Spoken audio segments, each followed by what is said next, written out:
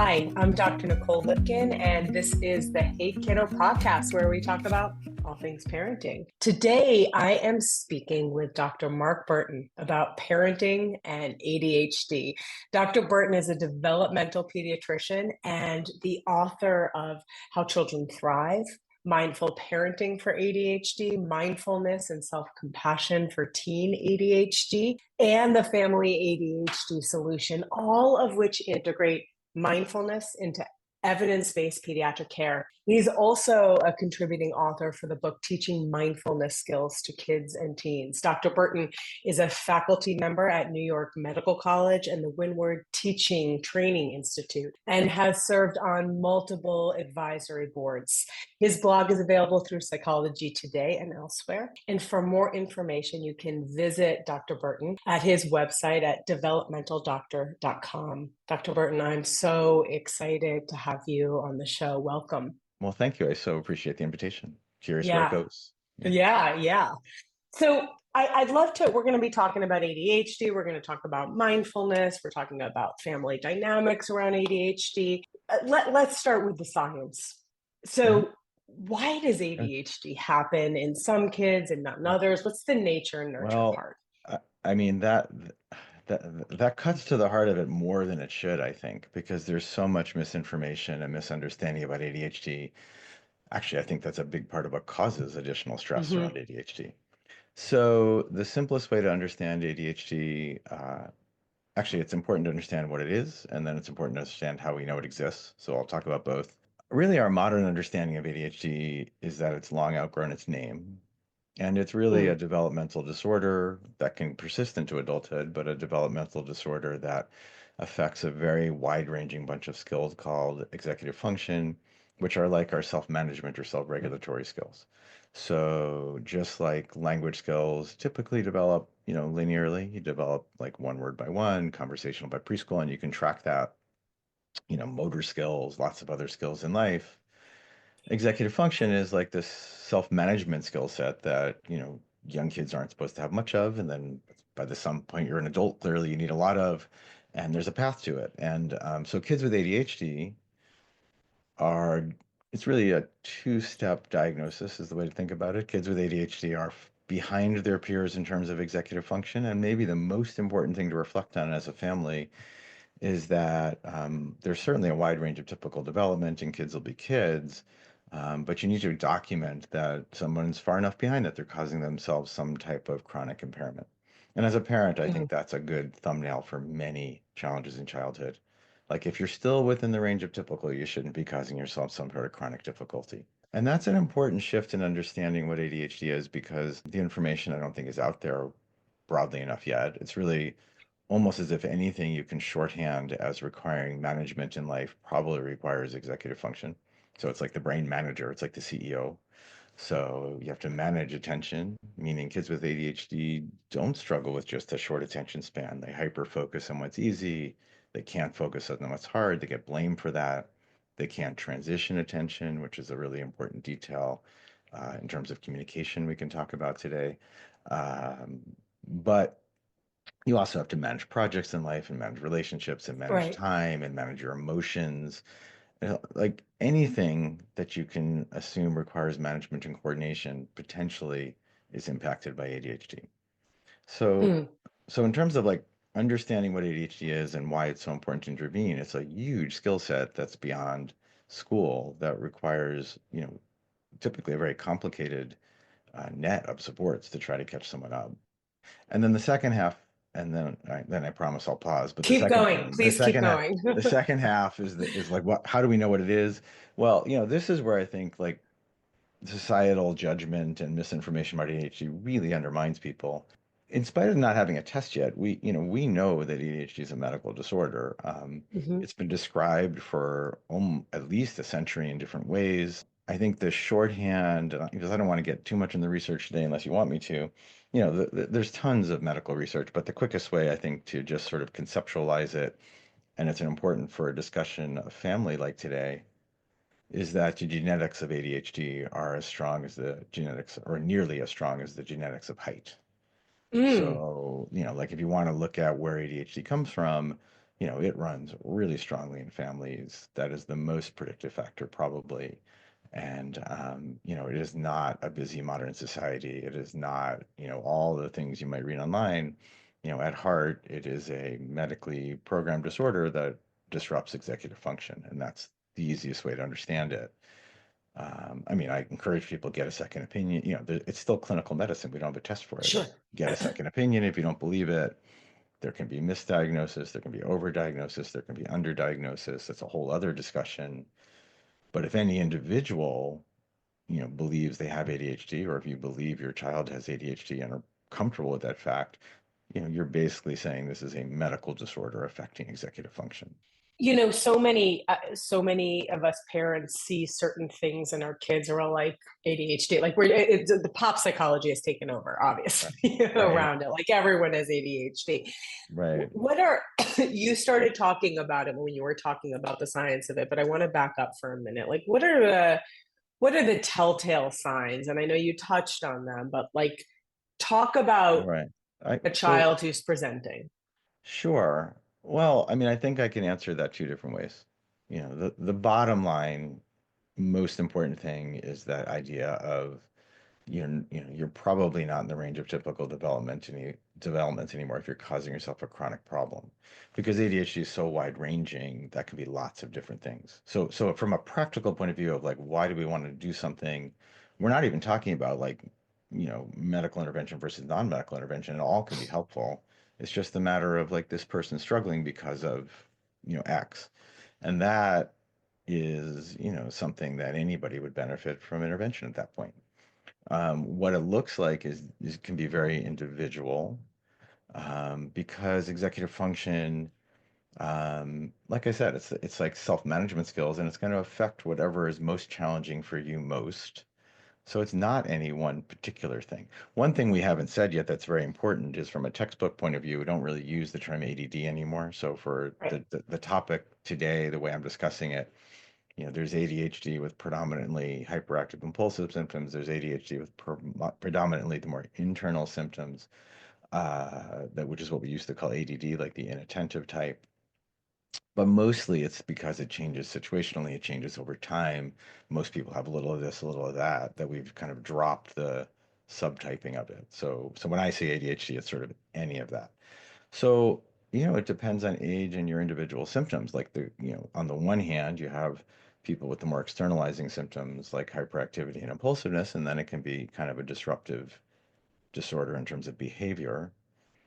The inattentive type can be very subtle. I mean, if you're academically gifted and school doesn't come that hard from you, it can show up very late, and it can be primarily sort of the internal stress and disorganization and some social issues and sometimes communication issues. Just to project forward a little bit, even though I know we're talking mostly about family and kids, undiagnosed adult ADHD can be someone who on the surface looks like they're doing quite well based on like the snapshot you would take from like has a nice career and things like that. But internally, everything's taking 10 times the effort, and they're constantly having to scramble to make up for the thing they forgot to get done or doing it last minute, or, it's just like this intense stress because, I mean, I guess, one model that's useful to understand, just to kind of shorthand it, I find Thomas Brown's model of executive function the most practical day to day in life. He's a psychologist who's now on the West Coast, and he breaks these sort of self-management skills into six parts, and people with ADHD really can have impairment in any or all of them. And there's the behavioral part, so there's which is sort of monitoring, managing behavior. So that's where the hyperactivity, impulsiveness sit. There's the managing attention part, which like I said earlier, is quite complicated actually, and it's easy to blame somebody because they only focus on, their video games or even their hobbies. Like reading can even be a Hmm. point of hyper focus if it's easy enough for you. Then they can't focus on their schoolwork, and they get blamed for it and internalize that blame, even though that's the neurology of ADHD. Not being able to shift attention can lead to what looks like oppositional behavior because, if they're really, really focused on something and you ask them to do something else, the question doesn't even register and they look like they're being difficult, but they're not really registering what you're asking. But that's only, two of the six parts of the bigger picture of ADHD. And then the third part is something that can be seen as task management. So it's organizing, planning, and time. Some Hmm. people think as you get older, something called time blindness is the core issue for ADHD for many people. There's another part called information management, or in testing is sometimes referred to as working memory, which is the Hmm. ability to hold stuff in mind, kind of organize a plan. Like if you're listening to this right now, you're relying a lot on working memory to sort of hold the information there, decide what's important to you. If it was a live session, that's where you'd be holding on the information in order to ask a question back to me. All of that moment to moment learning is starts with working memory and information management. Again, kids can very easily be seen as being difficult and oppositional because if you're expecting them to hold four thoughts in mind, like go upstairs and do this list and then we got to go, but because of their working memory, they can only hold two. They're not Right. being difficult at that point. I mean, it's difficult for you as a parent. That's what we have to Right. talk about today. It's incredibly exhausting and overwhelming and more effortful as a parent. I'm not saying to deny that reality, but on a neurologic level, the solution has to acknowledge that if they can only keep track of two things in their head, we can't expect them otherwise until we catch them up. And Right. that's the fourth part of executive function that I use in this model. The fifth one is emotional management, and that's something that isn't discussed enough. Like near half, probably more than half of kids living with ADHD have a lot of emotional reactivity. They can't manage emotions. Emotions are part of life, and with ADHD, often just become way bigger than they need to be. Hmm. And that's the fifth. And then the sixth one is also one that's terribly underappreciated, I think, quite often, which is sort of managing effort, sustain. It's almost like the endurance aspect of our neurology, like the ability to stay on task, in spite of things being difficult, which is, again, easy to assume someone's giving up because they're giving up or giving up because they're bored, which could be true in some situations, but with ADHD is really sometimes an inability to continue the effort, and that's been studied too. So that's kind of the umbrella of executive function. And if you're listening to this and are kind of new to the concept, when I'm working with families, one of the things I really encourage of parents is like, if you can get to the point where executive function doesn't feel like some wonky scientific term, but is actually Yeah. like you understand it developmentally, that's where a lot of the problem solving gets easier. Of like, oh, this Mm. isn't, like, how am I going to manage homework differently? Well, it starts with recognizing like what's actually going on with homework. It can look like someone who just doesn't care about school when that's not true at all. It's somebody who can't organize their time and can't focus and doesn't know where their papers are and a hundred other executive function based tasks that make it look like they're apathetic. And, nothing could be farther from the truth. They're often like, internally, feeling really bad about it. And then maybe that makes them angry and they cover up and it leads to this Sure. spiral of other things when the core issue is they just don't know how to manage homework. Right. Right. So what you're saying is when if a parent can really or a caregiver can really understand what executive function means and how their child is being impacted by it, the strategies, the techniques, Yeah, that's interventions exactly. can, right. Right. That's how Right. you can begin to really target the supports you're going to put in place. Let's shift to that. Let's shift to that because I think that's a really good point. Under like you would understand if you were diagnosed with cancer, if you were diagnosed with any medical illness, Mhm. you'd want to understand all the components of it so you Sure. understand your interventions. It's the same thing. Right. Hmm. So let's shift there. So let's say you are my understanding is that assessment happens at 6 and beyond. Is that correct? Nope, No, before? it's No. not actually. Sorry. No, Please, it's a please. developmental. I mean, you can go back to what I said before. It's a developmental disorder Hmm. where impairment's part of the diagnosis. So if you understand what's appropriate for age and are conservative in defining impairment, you can diagnose it down to preschool age occasionally. I mean, it has to be pretty extreme at that point, right? But you can. You occasionally see a really, really young child who, is like a constant danger to themselves or can't socialize or, is just, again, it's having an appropriate developmental expectation and pairing that with impairment. And that is possible in preschool sometimes, not often, but Okay. it is because every once in a while I see somebody who is so dysregulated, they are a danger out in public because they're going to run traffic, literally. Yep. So it's like, so if it's extreme enough, you can diagnose it under 6. I think because the bar has gone up and the demands change, the point where most kids, where the question of ADHD starts being brought up is certainly more school age, but it doesn't have to wait to school age. The Okay. other thing to know as a parent that's really important is particularly in younger kids, we tend to emphasize non-medical interventions first. And by the way, non-medical interventions can be helpful at any age.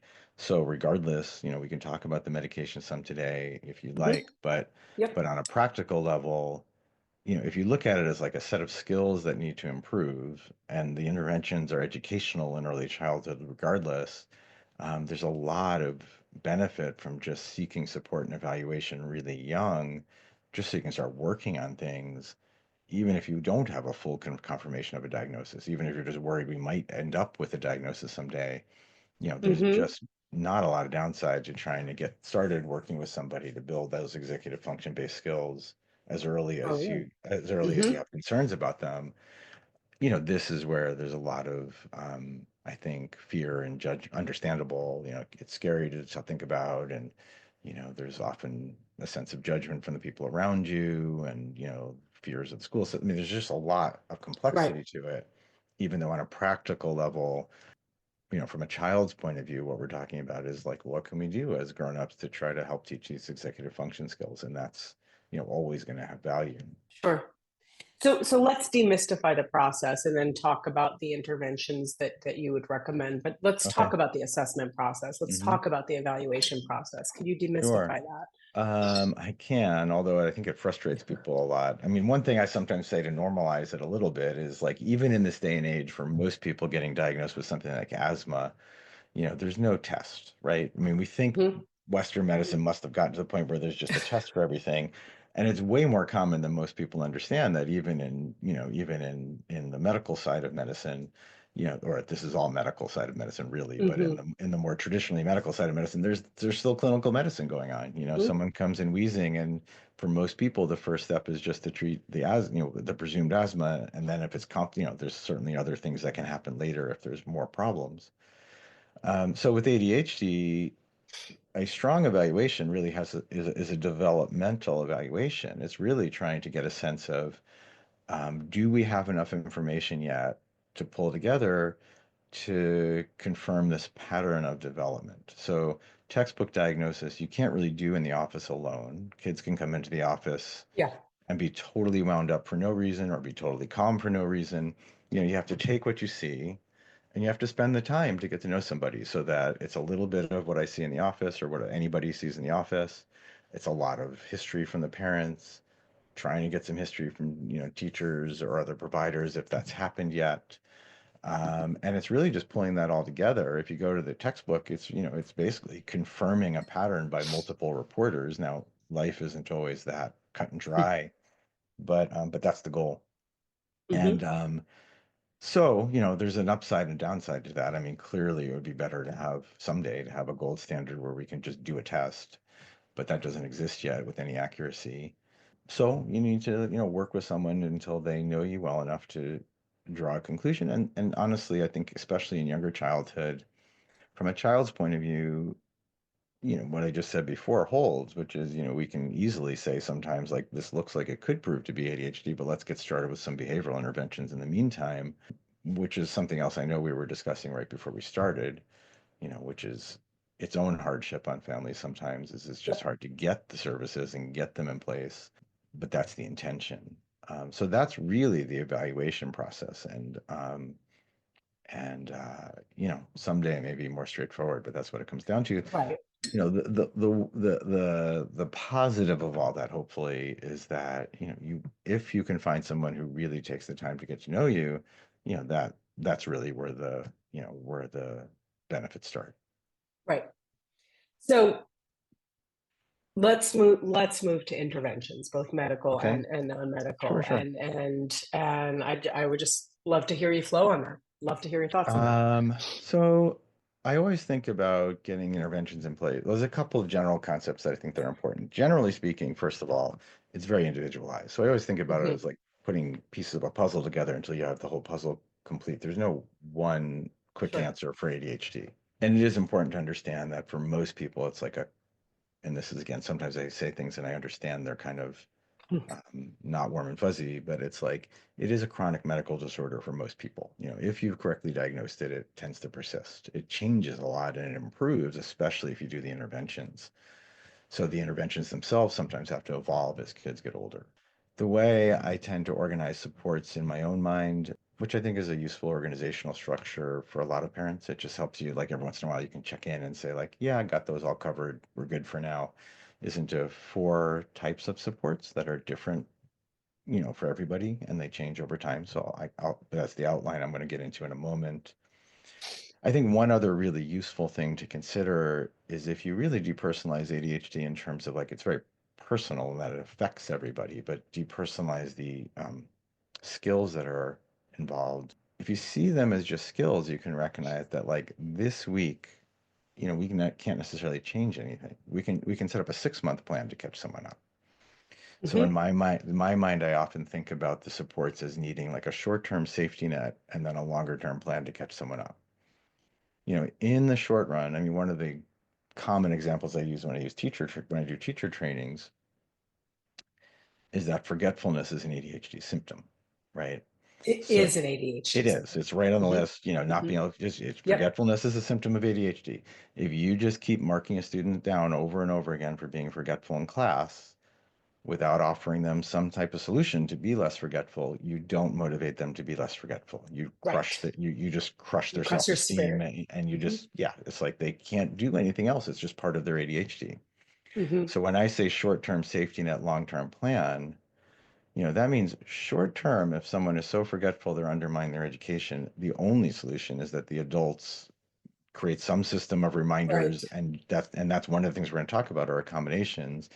But both at home and school, if someone's that forgetful, which is common with ADHD, the short-term solution, like for the next X number of months of school, is let's just set up some sort of plan where his forgetfulness can't be so harmful or their forgetfulness can't be so harmful Hmm. because, we can set up a 3 to 6 month plan to try to create a system so that they remember better, but it's not going to change right away. Right. So short term, it often falls on the adults, which is another obviously exhaustion to parents. Sure. Hmm. But it does fall on adults. The ADHD is a planning disorder. It's a delay in independence. The Hmm. symptoms are really upsetting and disruptive. But in the short run, they are just skills. So the short-term plan often is just keeping someone feeling good about themselves and progressing while we do this longer-term plan to catch them up. And I think that's a very important model, very antithetical to how some people think about things. But it's not ever going to be a crutch in my experience. Kids want to be independent. So if we're Yep. looking for a way to create supports and then back out again, which is the model, I don't recall ever seeing a child who just got so used to everyone reminding them they just wanted that level of adult support forever. They just want to be left Right. alone. Or they want to be left alone. They're Right. not going to, Right. soon if we can teach them how to do it on their own, they're going to tell us when they're ready to Right. do it on their own, and we can Right. trust in that. So So I that's, just want to sum this up before you move to yeah, the next one because yeah. I mean it's so it's it's so basic, Mhm. but it is work. It's work from the adults. It's you can't Uh-huh. just keep on reminding a child and hoping they're going to all of a sudden remember. You have to Correct. help surround the child with strategies to help them Uh, remember. You have to build the 100%. support. You're the adult. You have to help Uh, build the supports. unfortunately, it does. I mean, unfortunately, in that it creates work, it does fall that way most of the It time. creates work. Hmm. I mean, one very unique thing about ADHD, I said quickly a moment ago, that's worth, sitting on a second or sitting with a second, is that the skills you use to manage problems in life are executive function based. So if you have ADHD, you are behind in the skills you would use to manage your own ADHD, like until the Right. interventions catch you up, which is a really frustrating situation if you're the individual with ADHD, certainly if you're the parent, where you're saying, you want your child to just take control and do this. But if they have ADHD, they're behind in the skills that would let them get there in the first place. Part of the Right. intervention is trying to create the skills so that at some point in the future, which does happen, Right. then they've developed the skills enough that they can start taking over the planning and everything on their own. That's the goal. But but that's what executive function is. So if you have ADHD, it's a very challenging vicious cycle until we step in and do something about And the it. support. And Yeah. this is where I love raw screen. Mhm. Kids are doing the best they can with the skill set they have. Mhm. And we Right. have to So step in and help build that which toolkit. right. What one subtlety of this which comes up a lot. So I just want to make sure we mention it is it doesn't mean they don't get in trouble. It's like they're still responsible for themselves, and getting in trouble and limits are part of how kids learn. Mm-hmm. Mm-hmm. There's a whole complexity to behavioral intervention with kids with ADHD because they get corrected and need redirection so often. We really do need to, most parents need to, really hyper focus on creating, a sense of positive feedback and praise because, I mean, there's some research saying that by the time they hit kindergarten, kids with ADHD are being corrected more than praised at almost a 3-to-1 ratio, not because anyone's doing anything wrong. It's like they have a self-regulatory disorder, they're off task. But that does mean, we need to really go out of the way to create the structure in the way we're parenting to do two things, to lead with lots of positive parenting techniques, make sure they, know their strengths and feel successful and get lots of positive feedback. And that's foundational for kids with ADHD because they're often not feeling that way about their world. Um, and equally important is, and this is what I started to say a minute ago, it doesn't mean they never get in trouble. Limits and boundaries are how kids learn also, especially around executive function. Mm-hmm. So it's almost like it's like they're mutually complementary. We know they're going to need some sense of limits and boundaries and don't hit your sister and all that kind of stuff because that's how they learn. And if we try to just talk them through that, that is not an effective technique for ADHD. One of the best descriptions of ADHD ever is it's not a disorder of not knowing what to do. It's a disorder of not doing what you know. They Right. know they shouldn't hit their sister. They just have terrible impulse control Yep. and part of learning that, not the only solution, is you get in trouble a little bit. But if you're going to get in trouble for stuff like that, then you also need all the positive techniques Yeah. balancing that. And they're just, Yep. sometimes I describe it as like it's the four legs on a chair when you set up a behavioral plan. You need all Mm-hmm. the different components or the chair is going to fall over. Sure. Lots of positive techniques. So, So so, you went over that so one box, the so one it's you don't leg. want one box, Mm-hmm. but it also what it's like I just want to be clear when I say Mm-hmm. kids can, it's like no, everyone develops skills in life sequentially. That's just typical for all of us, which means if you're behind in your skills as a child, it doesn't mean you never get in trouble. It just means we can't expect you to do more than you're capable of. We can only expect you to do the next step. So Yep. whatever expectations we have and plans we're setting up, as much as it, again, this is the whole theme of today. I know it's something you want to talk about. I mean, it's so hard for parents, but it does require that longer term goal of like, we want to get you from point A to B, but there's going to be a lot of incremental steps. Although really, one of I tell this story a lot. So if anyone's heard me before, they probably heard this comment because it just was so profound for me. Like sometime in the last few years, I saw somebody, and all I did was explain executive function to them at that. Like I just met, that's not all I did, but like at that first visit, all we did was talk about ADHD and executive function, and Mm-hmm. then we were going to get started in care. And they came back for that first visit to get started and said things are already better at home. And I can tell they had a sense of Wow. humor. So we started joking about it. Yeah. It's like, well, I didn't do anything yet. So how are things better at home? And she said, well, now that I understand that emotional reactivity and impulsiveness are just part of ADHD, I don't blame them for it anymore. Mm. And like Mm. their whole relationship had shifted, Wow, that but dynamic shifted. except that Yeah. she was, she did very clearly say, now help, now what do we do about Yeah. it? He's impulsive. We got to do Yes. something about the impulsiveness. But it did totally change the dynamic. And that's what understanding executive function can do. And just recognizing that long term, we can get on top of all this. Short term, it's going to be, a lot of incremental steps probably. Right. Right. Oh, that's a great story. That is a great story. So So I still didn't describe those interventions if you want me to, describe the because I know there's interventions, a lot you want please. to, but I'll do it. Yes. I know there's a lot you want to cover, but I'll try to keep it concise on first pass. So when I'm organizing my thoughts or helping a parent stay organized with their thoughts around managing ADHD, I usually divide it into four baskets, four areas of life to think about supports. So the first one is school-based supports.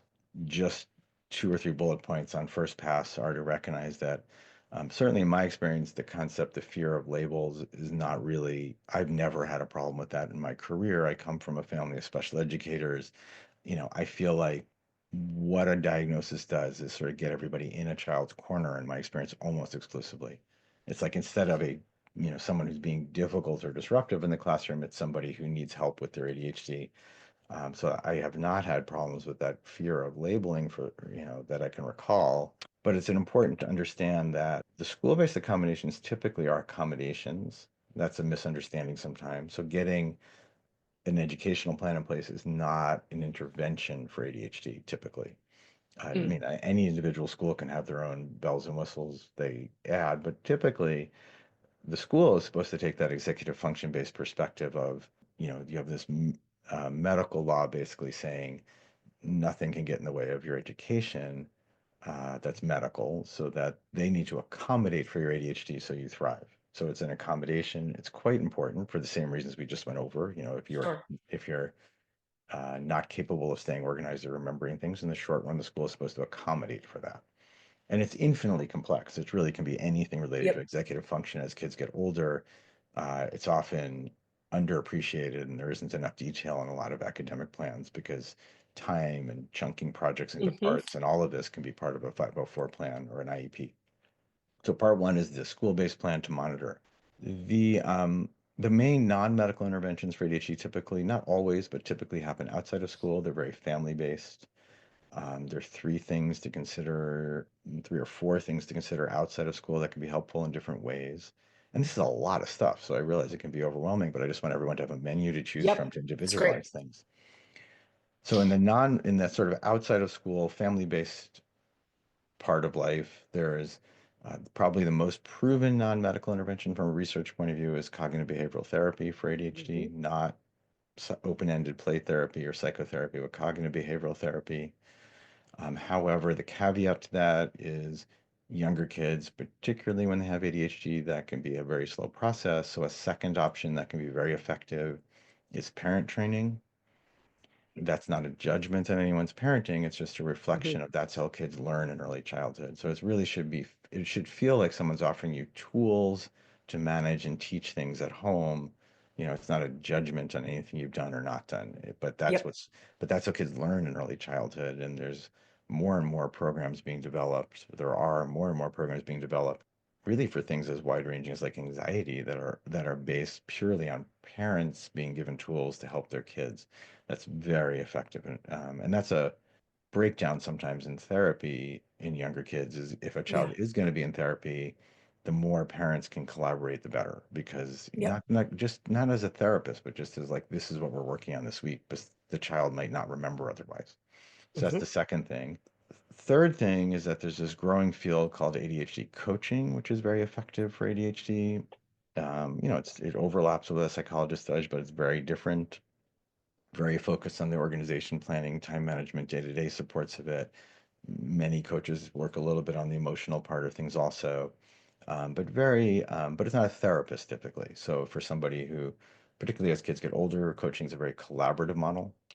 Somebody has to, not all coaches, but most coaches are waiting for someone who's willing to join them, and then they work very closely together on learning how to stay Hmm. on top of things. That's the third part. And then the fourth one is kind of like a side note because it's not really ADHD specifically, although it can be. We haven't touched on it really. I realized I missed this earlier when we were talking about evaluation.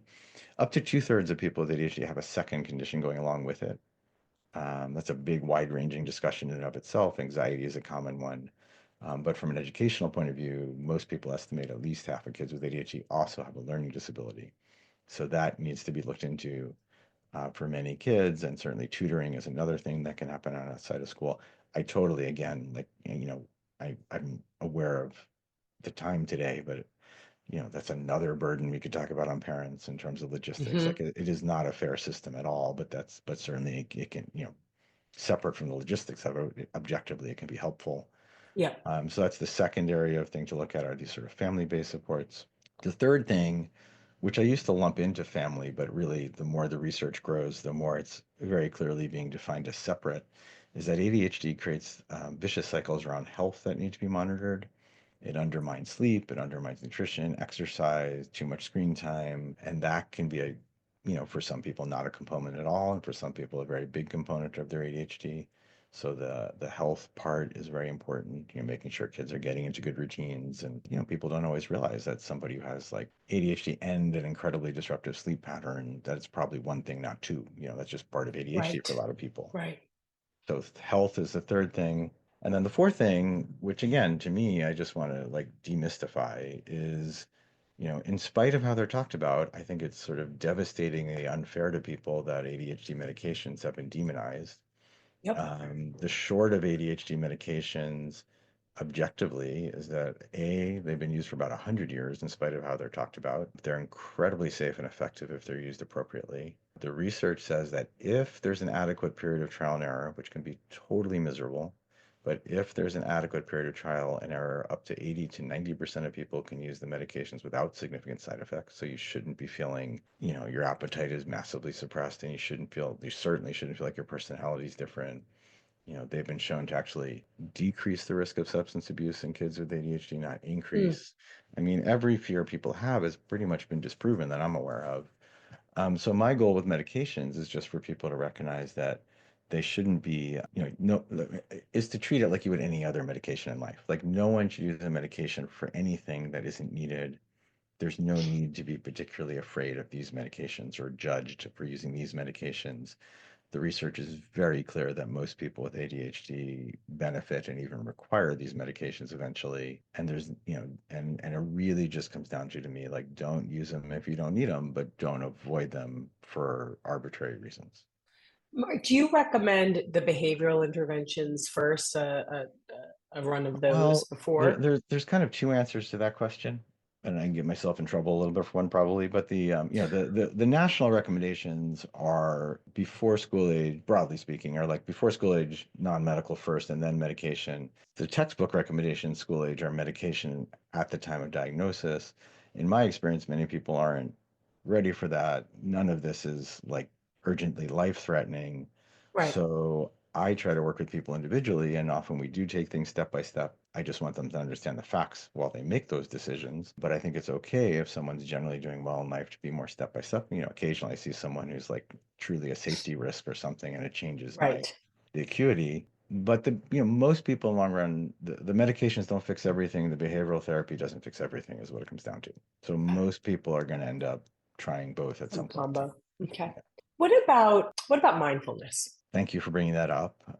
That's a huge topic. I could have spent the whole hour just talking about mindfulness. So I do want to, so mindfulness is kind of become less like cliched buzzword in our culture. So I want to kind of cut Yes. through some of that and make it more practical. Hmm. Mindfulness is a, centuries old practice. The way we use the word in the West is actually slightly different than it literally means. And I'll come back to the actual Hmm. definition. But mindfulness or contemplative practice is another way of looking at it, is really just a way of recognizing that we can actively choose to build cognitive abilities in life that just make life a little easier to manage. It's like a choice to either stay caught up in like reactivity and autopilot and overwhelm, or like a gym program almost to try to develop a different sense of awareness and patience. And it's not all the cliches. Like nobody is calm all the time and your mind doesn't shut off. But if you understand it for what it really is, anybody could choose to practice it because you're not being asked to do anything different than, live life as you live it. But actively choosing so to come back to the definition, the original definition of mindfulness is something along the lines of non-judgmental awareness or unbiased awareness. Hmm. And, that seems simple. It's often the whole practice is often described as simple, but not easy. It's like, it's easy to understand. It's hard to do. I Right. think it's obvious to anybody. If, like, for example, everything we've been talking about ADHD today kind of fits in that basket of non-judgmental awareness because the more you can get out of reactivity and fear and all the stories you're telling, and which is true for all of us. But then in any moment, just see with clarity exactly what's going on, for good or bad. That's going to help Right. you manage it. That's Right. and but the nuances are far greater because our mind tends to get busy and all over the place. And you can think of all the times your kids might say like, "Dad, pay attention to me." What are you doing? That Right. sense of, and all of these things are in this basket of traits we can develop of noticing when we're distracted more often, not perfectly, and choosing in that moment, what, I got a lot going on at work, but right now I'm just playing catch, or I'm not got a Hmm. lot, that ability to be aware like that is something we can cultivate.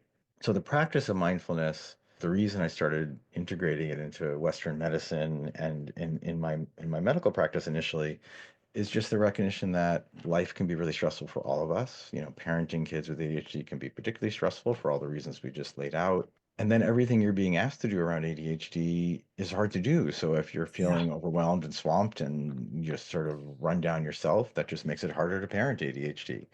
Yeah. Parents, there's research, not that it's necessary. Some of these things, I think they research, somebody has to prove it, even though it's kind of intuitive. Right. There's Right. research saying that parents of kids with ADHD are increased risk for stress and anxiety and Hmm. depression and marital strife and lack of confidence in their own parenting and all these things that accumulate out of living with ADHD.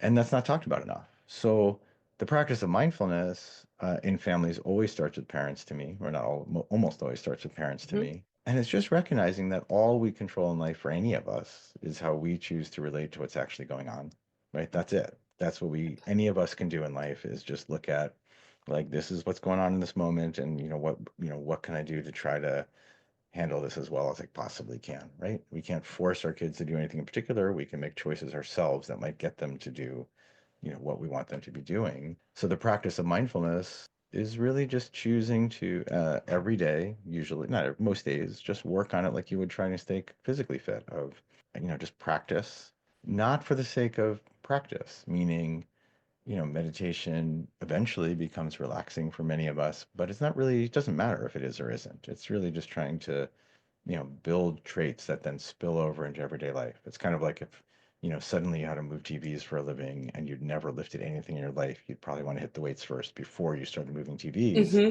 But it Hmm. wouldn't be about the gym program. That's not your job. The job is using the gym program so that, moving the TVs gets easier. Right. So if you reframe mindfulness that way for a parent, it just is a recognition like part of the practice is learning to be kind and compassionate with ourselves too. There's a lot of self-judgment in parenting that also undermines things. There's a lot of reactivity and stress quite often. And if we can just develop, through practice, the ability to manage things with a little more ease, feeling a little more resilient ourselves, that benefits everybody.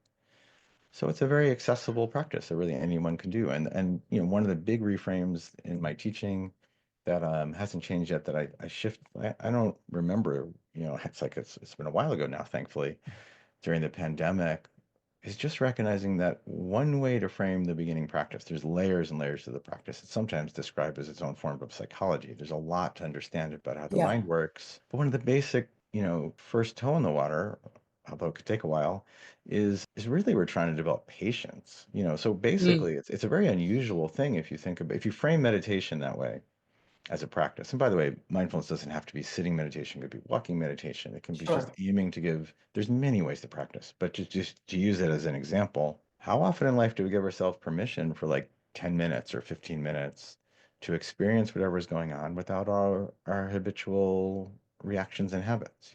Hmm.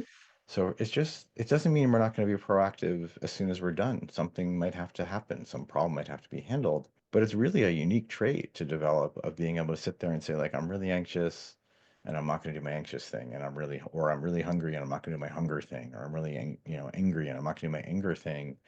And we just develop this increased capacity initially.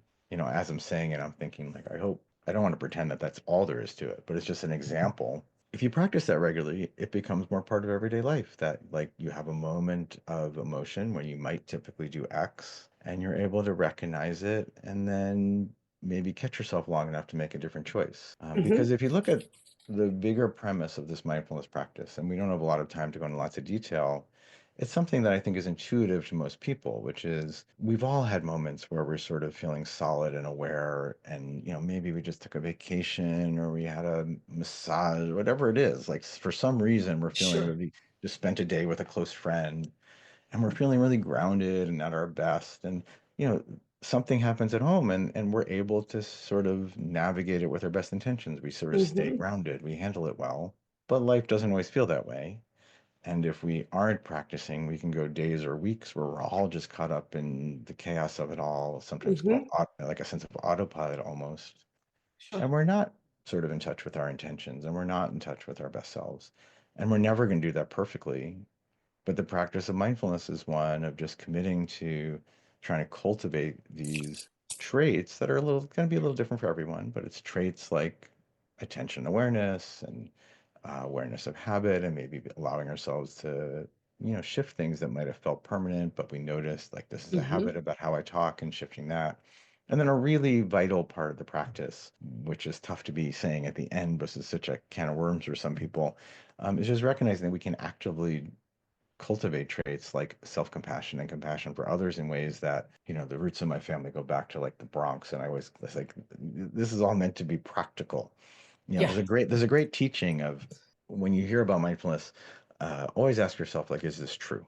Like, don't Mm. do it because I'm saying it. Just like reflect on, Hmm. would it be useful to develop more patience, or would it be useful to develop more self-compassion? It doesn't matter if I say it. It just matters if that Hmm. would be useful to you. Although I would say there's a lot of research saying it's useful too. You're right, right, right, right. One of the things with mindfulness that I've always found really helpful is, we often, the chatter in our heads, Correct. That I mean, when you that's a start, whole that's a absolutely. whole other thing. But when you Yeah. start Right. actually paying it, when you start actually noticing it, you And also can make a choice correct. And to that's not yeah. hear, But to that's not that's listen to it, right. Well, to relate to it differently. to That's relate that's to the it differently. nuance people don't Hmm. always understand is Hmm. like, that our brains make thoughts because that's what they do. That's what they're designed to Yep. do. It's just that when we're not giving it a little bit of attention awareness, we're often just taking it all completely at face value. Hmm. That terrifying story that if we don't get a handle on homework, they're never going to graduate college. Right. If you're not paying attention, They're going to fail out. Yeah. it's sort of Hmm. like you're believing it almost. You're Hmm. just sort of saying like that's my thought, so it must be true, Hmm. or some self-critical Right. thought of like, I'm the, worst parent ever because my child has, and it's like, and you if you're not aware of the fact, like you said, that chatter is going on all the time, a lot of it's really important and valuable, but a lot of it isn't. Right. Without awareness, we're often just buying into all of it, Right. or And we somebody don't else, even recognize we're and we buying don't even into a lot recognize of it. it, or Yeah. you're right, and It's some like so chronic. it's chronic and self-perpetuating because Yeah. like there's a teacher I know who talks about how we often are just getting on the wrong train over and over again. It's like, we Yeah. have this fearful thought and then zoom for 3 days we're obsessing Hmm. over it. That's very different than problem solving, obviously. And, with awareness, we can start to recognize, like, oh, right, that's just, that's me ruminating Sure. again. And I know from personal experience, it's not that the rumination necessarily stops completely, but you do recognize it and break the cycle quicker of like, Right. right, that's not actual logical and rational, any Right. useful in any way. That's just my tendency to ruminate, and that just Right. totally changes the dynamic. It totally changes the dynamic. And it's also a normal part of our everyday, and Correct. fearing when your child is struggling with anything. Correct. It's all Fearing normal the and it's worst right. is part of what our brain Right. does. But Exactly. we do have a lot of power over that. A lot of Correct. power over Yes. changing our relationship with that. Changing and Um, but and just to not to underestimate what mindfulness can do, because we change our relation to it, but and don't buy in quite as much and break the cycle, that does actually change how we think also. So Absolutely. it's a little bit of both. Sometimes the thoughts are going Absolutely. to keep coming, and sometimes when we stop buying into them as much, they diminish in power and frequency and start, Sure. we can actively change, how we're thinking about things too. Absolutely. And what an incredible skill set also to teach your child and to do with Yes, your child. I mean, we can, all of amazing. that's true Amazing. too. Yeah. With that, Dr. Bertin, if you were to give our listeners five big takeaways you want them to lead Yeah, with. yeah. You said you were gonna do five, and I have to organize whether it's actually gonna be exactly five. But I mean, if we're Do talking what about you want. yeah, if we're gonna talk about ADHD, the most important starting point is recognizing A, that it's real. That's an important thing as a first step. Almost like giving yourself permission because there's so much misinformation. It's not warm and fuzzy, but this is an actual thing. That it's a medical understanding that it's a medical disorder of executive function, and then trying to understand executive function in a real way, because again, if you look at it as a skill set, a lot of the solutions become more apparent. So that's the second or third thing in terms of executive function.